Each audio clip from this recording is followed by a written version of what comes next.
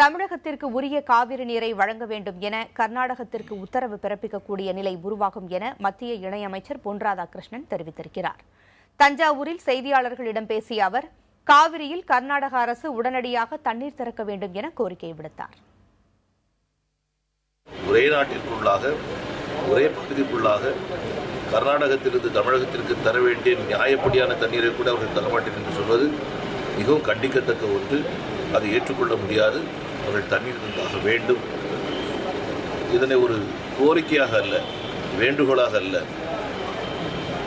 இதனை ஒரு ஆணையாக பிறப்பிக்கக்கூடிய அளவுக்கு கூட சூழ்நிலைகள் உருவாக்க முடியும் என்கிற நம்பிக்கை எனக்கு இருக்கிறது.